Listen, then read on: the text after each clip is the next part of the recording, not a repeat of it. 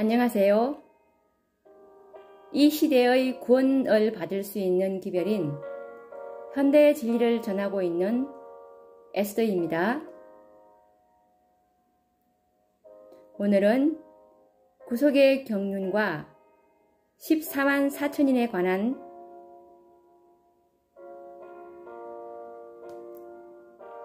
주제로 말씀을 나누는 두 번째 시간입니다.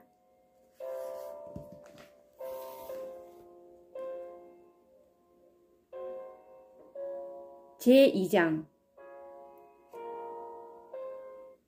14만 4천인과 율법전쟁. 짐승과 그의 우상을 이긴 사람들. 불이 섞인 유리바다 같은 것이 있고 짐승과 그의 우상과 그의 이름의 수를 이기고 벗어난 자들이 유리 바닷가에 서서 하나님의 검은 고를 가지고. 계시록 15장 2절. 거룩한 계시에서 요한은 불이 섞인 유리 바다 같은 것이 있고 짐승과 그의 우상과 그의 이름의 수를 이기고 벗어난 자들이 유리 바닷가에 서서 하나님의 검은 고를 가지고. 계시록 15장 2절. 모세와 어린 양의 노래를 부르는 14만 4천인의 모습을 보았다. 내가 보니 보라, 이 어린 양이 시온산에 섰고 그와 함께 14만 4천이 섰는데 그 이마에 어린 양의 이름과 그 아버지의 이름을 쓴 것이 있도다. 내가 하늘에서 나는 소리를 들으니 많은 물소리도 같고 큰 외성도 같은데 내게 들리는 소리는 검은 고 타는 자들의 그 검은 고 타는 것 같더라. 저희가 보좌와 내 생물과 장로들 앞에서 새 노래를 부르니 땅에서 구속함을 얻은 14만 4천인 밖에는 능히 이 노래를 배울 자가 없더라. 계시록 14장 1절에서 3절. 이들은 짐승과 그의 우상과 그의 이름의 수를 이긴 자들이었다고 말하고 있다. 이 말씀은 계시록 13장에 나오는 예언을 상기시켜준다. 13장에는 짐승과 그의 우상에게 절하지 않는 자들은 몇이든지 다 죽이라는 명령이 내린 것과 짐승의 표를 이마에나 오른손에 받게 하고 누구든지 이 표를 받지 않는 자들에게는 매매를 하지 못하도록 하는 인류 역사상 선과 악의 대쟁투가 여기에서 결정나는 대격전이 벌어진다. 그런데 14만 4천인은 이 대쟁투에서 승리한 자들이라고 요한은 계시 가운데서 말하고 있다. 뿐만 아니라 계시록 7장에서는 큰 환란에서 나오는 자들이라고 말한다. 그러면 14만 4천인은 어떤 싸움에서 이긴 자들이 되었으며 또 어떤 환란을 통과하였는지를 오늘날 재림 성도들은 반드시 알아야 할 진리라고 생각한다. 최초의 율법 전쟁. 최초의 전쟁은 하늘에서 시작되었음을 성경에서 찾아볼 수 있다. 하늘에 전쟁이 있으니 미가엘과 그의 사자들이 용으로 더불어 싸울세. 용과 그의 사자들도 싸우나. 계시록 12장 7절. 곧 미가엘이신 예수님과 용으로 상징된 사단과의 싸움이 최초의 전쟁이다. 그런데 창조주시오 전능하신 하나님이신 그리스도와 단지 피조물에 불과한 사단과의 사이에서 어떻게 싸움이 성립되었는지 의아스럽지 않을 수 없다. 왜냐하면 그리스도께서 말씀 한마디로도 사단의 존재를 없애버릴 수 있기 때문이다. 그러나 우리는 사단이 하늘에서 전쟁을 일으킨 목적을 알게 됨으로써 이 모든 궁금증은 해소할 수 있게 된다. 너 아침의 아들 계명성이여 어찌 그리 하늘에서 떨어졌으며 너 열국을 엎은 자여 어찌 그리 땅에 찍혔는고. 내가 내 마음에 이르기를 내가 하늘에 올라 하나님의 뭇별 위에 나의 보좌를 높이리라. 내가 북극 지폐의 산 위에 좌정하리라. 가장 높은 구름에 올라 지극히 높은 자와 비길이라 하도다. 이사야 14장 12에서 14절. 사단이 최초의 전쟁을 일으킨 목적은 하나님과 동등되기 위해서였다. 그러나 이와 같은 사단의 목적도 근본적으로 불가능하다는 사실을 쉽게 이해할 수가 있다. 그것은 피조물은 전능하신 창조주와는 본질적으로 동등될 수 없음을 사단 자신이 누구보다도 더 잘 알고 있었을 것이다. 그렇다면 사단이 하나님과 동등되기 위해서는 어떤 방법이 있었는가? 어떻게 하나님과 동등될 수 있으며 하나님의 보좌보다 자신의 보좌를 높일 수 있는가 하는 것이 우리가 연구할 주제이다. 율법에 대한 사단의 도전. 사단이 어떻게 하나님과 동등하게 될 수 있으며 자신의 보좌를 하나님의 보좌와 비길 수 있는지는 다음의 말씀에서 열쇠를 찾을 수 있다. 대쟁투는 최초부터 하나님의 율법에 관한 것이었다. 사단은 하나님이 불공평하시며 그분의 율법에 결함이 있고 우주의 행복을 위하여 그것을 변경해야 할 필요가 있다는 것을 증명하려고 애써왔다. 율법을 공격함으로 그는 그 율법의 제정자의 권위를 뒤집어 엎으려고 하였다. 그분의 율법에 결함이 있고 우주의 행복을 위하여 그것을 변경해야 할 필요가 있다는 것을 증명하려고 애써왔다. 부조와 선지자 60부. 법안권은 오직 하나님의 율법을 변경시킴으로써 자신을 하나님보다 높일 수 있었다. 그리고 누구든지 이와 같이 변경된 율법인 것을 알면서도 그것을 준수하는 자는 그 율법을 변경시킨 자에게 최상의 영광을 돌리는 셈이다. 각시대의 대쟁투 446.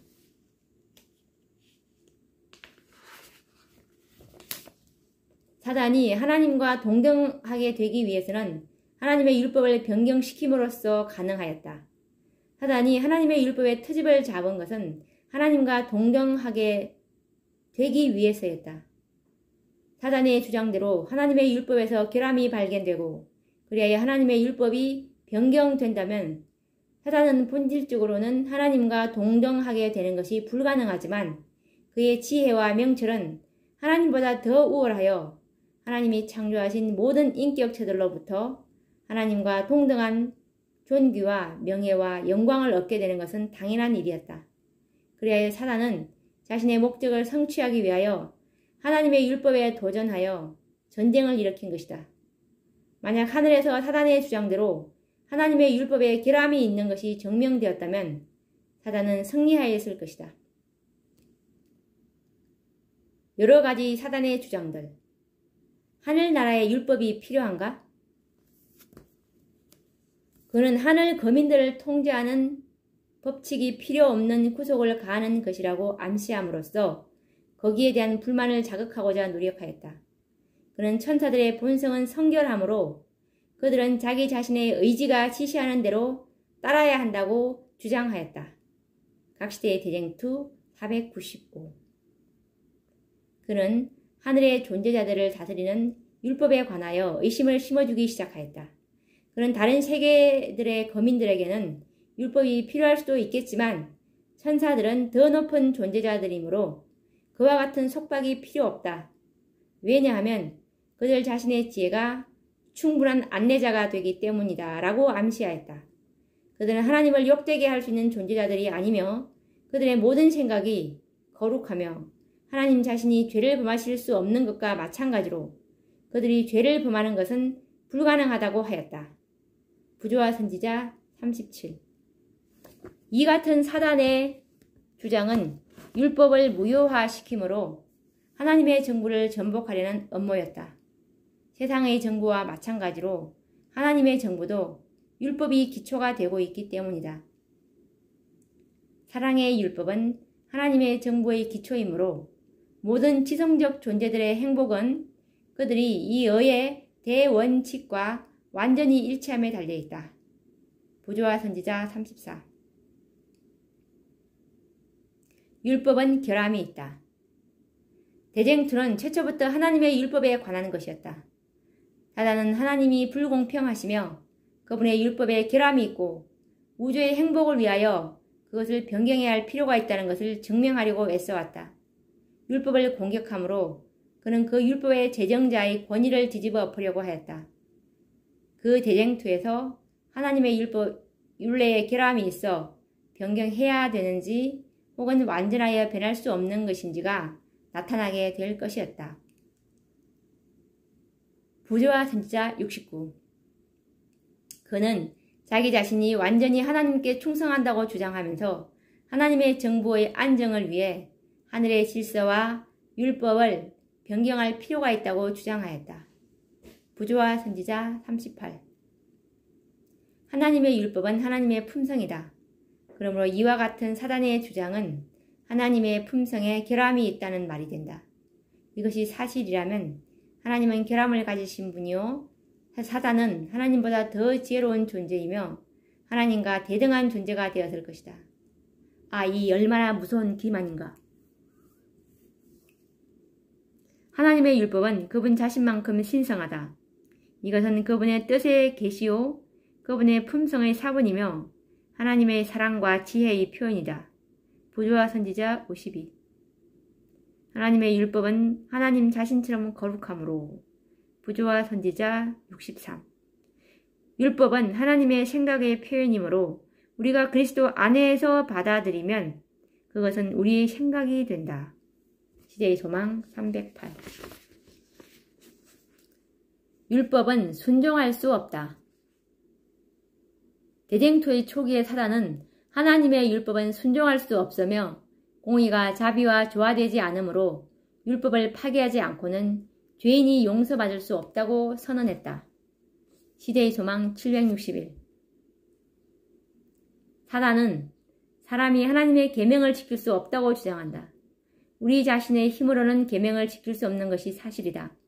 그러나 그리스도께서 사람의 형상을 취하시고 이 땅에 오셔서 당신의 완전한 순종을 통해서 신성과 인성이 연합될 때 하나님의 모든 법도를 지킬 수 있다는 것을 증명하셨다.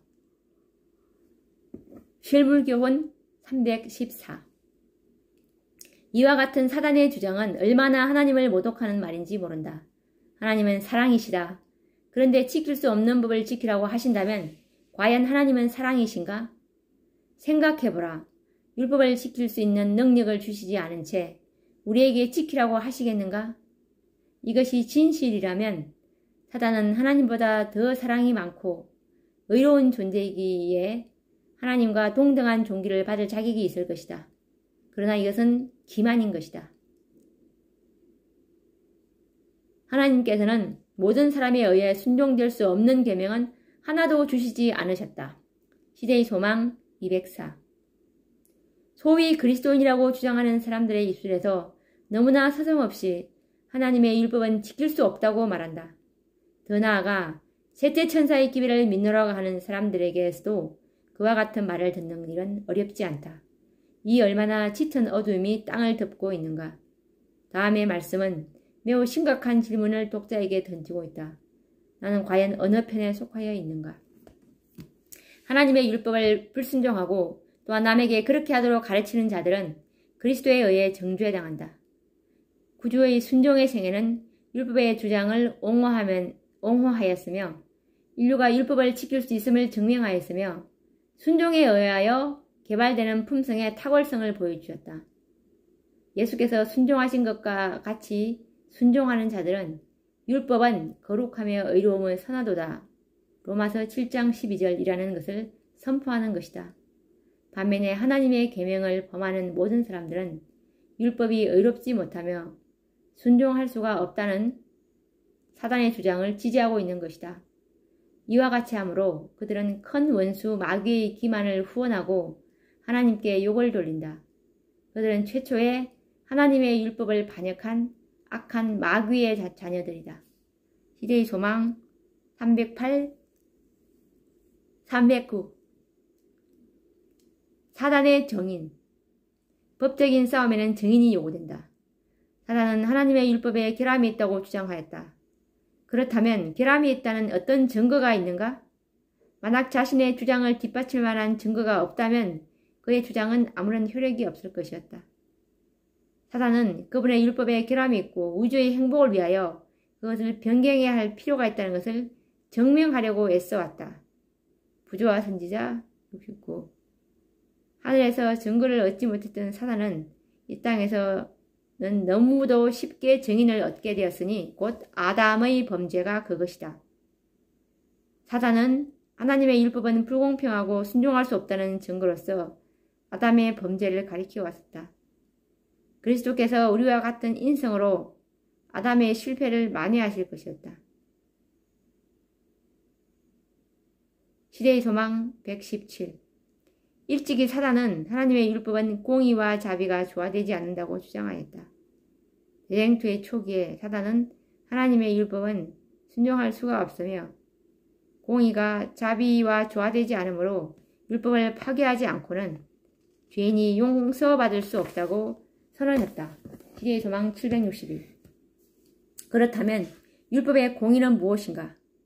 범죄한 영혼은 죽으리라이다.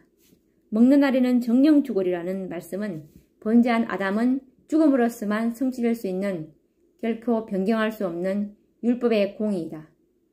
아담이 죽음으로서만 율법의 공의가 성취된다면 자비는 어떻게 될 것인가? 범죄한 영혼이 죽음으로써 공의를 충족시켜야 하고 그 외에 어떤 길이 없다면 자비는 변경되거나 파괴되어야 할 것이다. 그렇지 않은가? 이제 하나님께서는 사단의 주장을 반증할 수 있는 증거가 요구된다.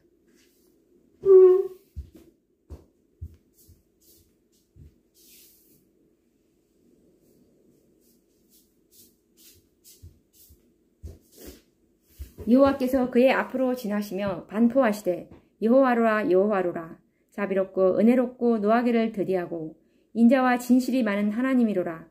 인자를 천대까지 베풀며 악과 과실과 죄를 용서하나 형벌 받을 자는 결단코 면제하지 않고 아비의 악을 자여손 3, 4대까지 보응하리라. 출애굽기 34장 6절 7절. 하나님의 품성은 공의와 자비가 공존하는 것이다. 아담의 범죄로 하나님의 율법과 품성은 시험을 당하였다. 하늘 정부의 기초가 되는 율법을 세우기 위해 아버지와 아들 사이에 의논이 있었으니 곧 평화의 의논. 스가랴 6장 13절이다. 자비와 공의 어느 한쪽도 손상됨이 없이 아담의 죄는 처리되어야 하고 동시에 죄인들에게는 구원의 길이 마련되어야 한다. 감추인 비밀. 평화의 언론의 결과 만세와 만대로부터 감추었던 비밀이 공개되었으니 내가 너로 여자와 원수가 되게 하고 너희 후손도 여자의 후손과 원수가 되게 하리니 여자의 후손은 내 머리를 상하게 할 것이요 너는 그의 발꿈치를 상하게 할 것이라. 는 선언이었다.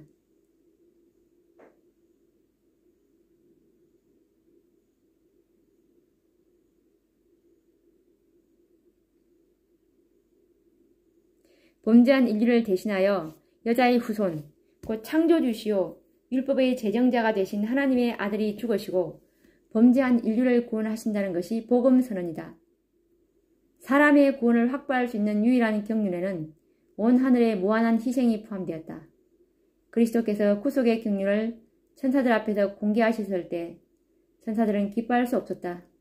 왜냐하면 사람의 구원은 그들의 사랑하는 사령관에게 말로 표현할 수 없는 비애를 필연적으로 요할 것이라는 것을 그들이 보았기 때문이었다.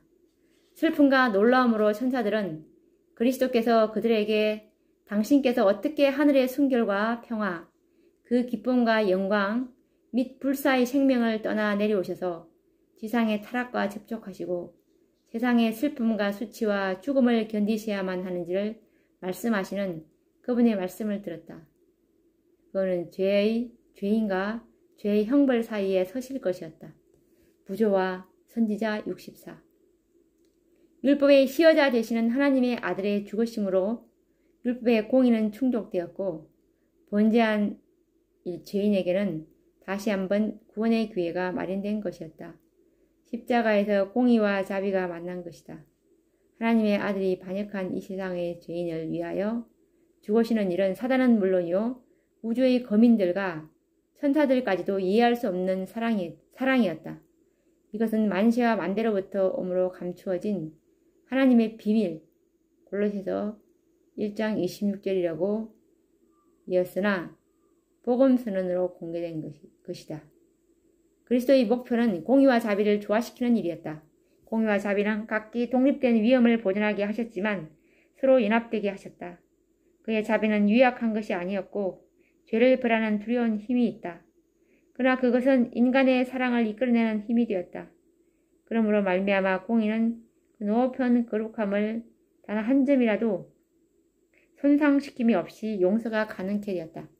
공의와 자비는 널따란 계곡을 사이에 두고 각기 반대편을 마주보고 서 있었다. 우리 구속주께서 신성에다 인성을 입으시고 인간을 위하여 점도 없고 흠도 없는 품성을 이루셨다. 그는 하늘과 땅 사이에 십자가를 심으시고 그것을 두 길, 곧 자비와 공의를 끌어당겨서 서로 만나게 하는 물건이 되게 하셨으니 그 깊은 수렁을 건너서 자비와 공의를 묶어 놓았다. 공의가 그 높은 보좌에서 일어나 하늘의 군대와 함께 십자가의 군대까지 이르렀다. 거기에서 공의는 불의와 죄에 대한 모든 형벌을 담당하신 분, 하나님과 동등하신 분을 보았다. 공의는 완전히 만족하여 경건한 마음으로 십자가에 머리를 숙이고 족하다라고 말한다. 원고 94, 1899년 인류는 사단의 동역자. 아담은 선악과를 먹는 결과가 무엇인지 잘 알고 있었다. 먹는 날에는 정령 죽으리라는 하나님의 선고를 생각할 때 그는 그 여자와 운명을 같이 하기로 결심하였다. 그 여자가 죽어야 한다면 그도 그 여자와 함께 죽을 것이었다. 부조와 선지자 56. 아담은 선악과를 먹는다면 자신이 죽을 것을 알았다. 그는 죽음으로써 자신의 죗값을 담당하리라고 생각하였다. 그러므로 그는 범죄 이후에 별다른 죄의식이나 하나님께 대한 범죄 의식을 갖지 못했다. 오늘날 많은 사람들이 한결같이 아담과 동일한 생각을 가지고 있다. 많은 사람들은 자신의 죽음으로써 자신이 지은 죄가 해결되는 것으로 생각하고 있다. 그러므로 그들은 죄 없이 죄 짓는 일에 담대하며 죄의식을 갖지 않고 살아가는 것이다. 그러나 분명히 알아야 할 것은 죽음 자체로 인하여 자신이 지은 죄가 해결되는 것이 아니라는 사실이다. 이와 같은 사상들은 모두가 사단으로부터 기만당하고 있다는 증거이며 아담도 철저하게 이와 같은 사단의 기만을 당하고 있다. 아담이 범죄한 후에 하나님께서는 아담을 찾아오셨다. 여호와 하나님이 아담을 부르시며 그에게 이르시되 내가 어디 있느냐? 창세기 3장 9절 라고 아담이 대답하기를 내가 벗었으므로 두려워서 숨었나이다 라고 대답했다. 다시금 하나님께서 말씀하시기를 두려워 말라.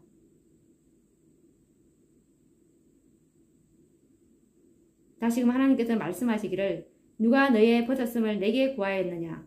내가 너더러 먹지 말라 명한 그 나무 실과를 내가 먹었느냐? 창세기 3장 11절.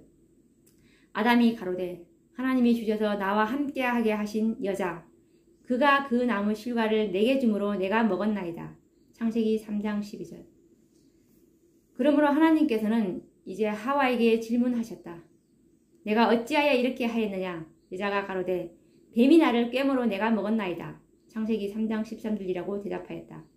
아담과 하와의 말들을 주의 깊이 관찰하여 보면 그들은 완전히 사단의 동역자가 되어버린 사실을 알게 된다. 사단은 하나님의 율법은 결함이 있다고 주장하였다. 아담과 하와도 똑같은 정신으로 사단과 연합되어 있었으나 아담은 자신의 죄를 하와에게, 하와는 자신의 죄를 뱀에게 전가시켰다. 그렇다면 뱀은 누가 만드셨는가? 뱀은 하나님께서 만드셨다. 그러므로 죄는 곧 뱀을 만드신 하나님이 책임져야 한다는 결론이 나온다. 사단은 아담과 하와를 지은 것으로 사단은 아담과 하와를 자신의 증인으로 삼았다는 사실을 이제 우리는 이해할 수 있을 것이다. 아담은 그의 죄를 부인하거나 변명할 수 없었다. 그러나 참여의 태도를 나타내는 대신에 그는 범죄한 지금에는 그의 아내와 심지어 창조주 자신에게까지 범죄의 책임을 씌우려고 하였다. 죄악의 세력은 그처럼 무서운 것이다. 왜 뱀이 에덴에 들어오도록 허용하셨습니까? 이것들은 그 여자의 죄에 대한 변명 가운데 암시된 질문이었다. 이처럼 그 여자도 아담과 같이 그들의 타락의 책임을 하나님께 돌렸다. 부조와 선지자 57, 58.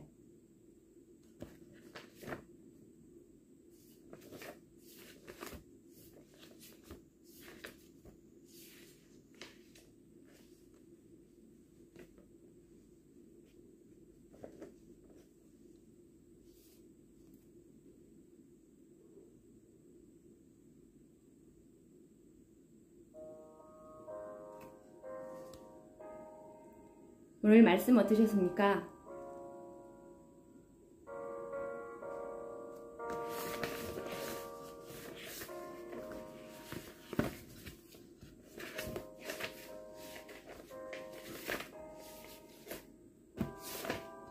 오늘 14만 4천인가 율법 전쟁에 대해서 공부를 해봤는데요.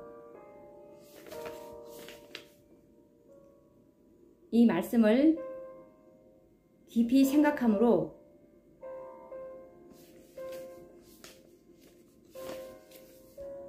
(14만 4천인가) 율법 전쟁에 대해서 어떤 연관성이 있는지 차근차근 다음 시간에 다시 또 공부해 보도록 하겠습니다. 끝까지 들어주셔서 감사합니다. 내일 또 찾아뵙겠습니다.